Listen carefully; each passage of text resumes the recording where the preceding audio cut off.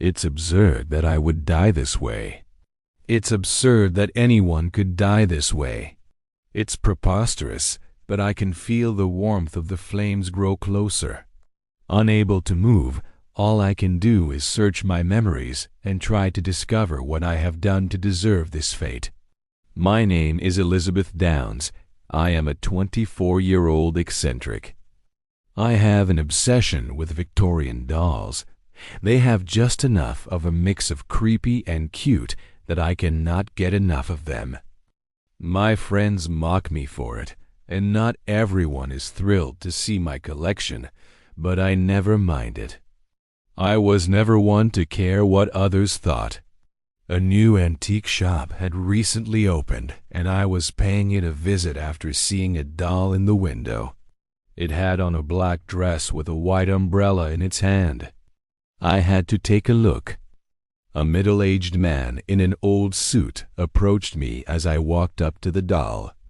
"Do you like her?" he said. He listened intently as I told him my own fascination with such dolls. I don't know why I felt so compelled to tell this stranger my own hobby with such enthusiasm. He seemed truly absorbed in what I had to say, waiting patiently for me to finish with a smile on his face. "I can show you an even better doll in the store if you'd like." With glee, I followed the man to a small room in the back of the shop before suddenly the world went black. I awoke to a bright light. I could not seem to move and felt like I was being carried somewhere. As my sight adjusted, I could see the antique shop's owner's face close to mine. It seemed huge. Then he stepped back. I realized it was huge. I was high up, unable to move my head, and I could see the doll from earlier out of the corner of my eye. It now sat next to me, matching my size. "A beautiful doll indeed," the man said in a sweet voice, with a large grin on his face. The situation was deranged. I tried to yell out, but my mouth would not move. I could do nothing but sit on my little shelf and watch as the man walked away. Time was hard to keep track of. I was stuck in a plastic body with no way to move and left only with my thoughts. I knew I would go mad if things kept up. I tried to entertain my mind by watching customers come and go and the owner sweep and clean in between. Every now and again, he looked over at me and smiled. I was left with my hearing as well, but the sound of the little bell as customers entered and exited and a few conversations with the owner were nearly all the sounds the store had to offer.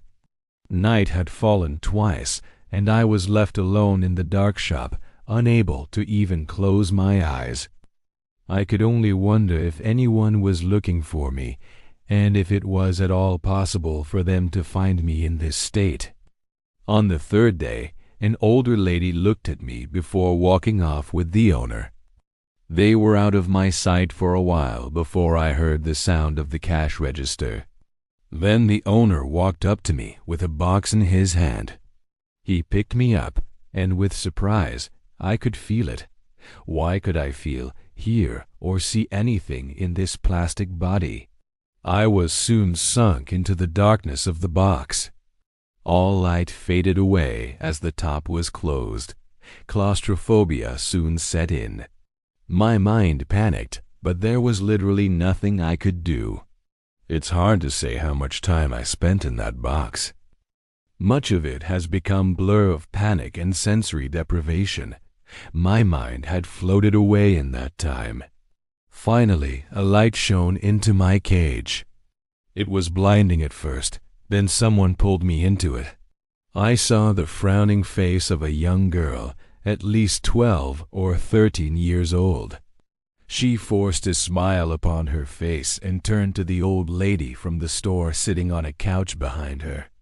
The words, "Thank you, Grandma," forced their way out of her mouth. Confusion made way for the realization that I was some kind of gift. I wanted to scream for help, but it was useless. Soon, I was shoved back into the box. Thankfully, the top was left open, so I was no longer surrounded by darkness.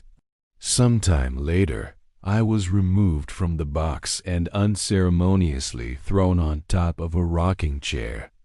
I landed hard against it, filling my body with blunt pain. The room clearly belonged to the young girl. It was decorated with pink colors, stuffed animals, and all things girly. However, despite the poor decor, I saw an opportunity to try to communicate, holding on to some slim hope that she'd notice me, or the me that was trapped in this body. Perhaps she did notice something. Later that night, she stared at me. However, my hopes died as she simply said, "Creepy," and threw a pillow on top of me as she turned off the lights for the night. Claustrophobia once again set in, mixed with the frustration of all that had happened to me. Despite no longer having lungs, I felt as if I was suffocating. I tried to will every bit of myself to move as my mind screamed. Then the chair rocked, just a little. Enough to knock the pillow off balance and let it fall to the floor.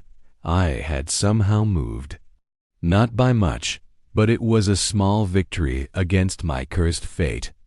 I could see the girl in bed, sleeping. A small hope started to return that perhaps I would find a way out of this after all. I felt tired for the first time, and my mind drifted off to what I can only compare to sleep for the first time. I awoke some time later to see the girl standing over me. She had a scared look on her face. Serves her right, I thought to myself. A woman's voice yelled, "Alice," and the girl turned away and left the room. As time passed, I understood that there were rules to my condition. I could move only with great willpower and only when no one was watching. It started with only an inch or so, but grew the more I practiced. With this new hope, I redoubled my efforts to try to seek help. It was one night that I managed to finally remove myself from the rocking chair. I dropped with a thump to the floor. The impact hurt, but I deemed it worth the pain. I sat facing the door to the room. Alice would notice me, and she could help me if she knew I was alive. My plan worked, but held unforeseen consequences. Alice walked into the room and upon seeing me, shrieked. A swift moment later, her foot flew towards me, kicking me across the room hard into a wall. The impact severed my plastic arm from my body, and I was filled with mind-numbing pain. I wanted to cry, scream, crumble in agony, but once again I was unable to move. Alice moved towards me. I wanted to plead for her aid, for her mercy. She looked angry and I was scared. She picked me up and took my severed arm in her other hand. "Enough of this," she said as she walked out of the room with me. We walked through parts of the house I was seeing for the first time. I saw no sign of her parents or the old lady I first met. We walked into the home's backyard, and I was set on a glass outdoor table. Alice moved towards a large metal bowl with wood sitting inside it. It was a fire pit. My heart sank. She picked up some matches from a nearby chair and lit them. With care, she started a fire in the pit and watched it grow. "Always watching me," she said in an angry tone. I tried to will myself away. I tried to scream, "I don't want to die," but it was useless. Soon, as the fire grew, she approached me slowly like an executioner to the gallows. I was picked up and marched towards the fire. "I am afraid, really afraid. Please. Old lady, man from the shop, anyone." I can feel the flames growing closer, their warmth growing with each inch forward. "Please, Alice."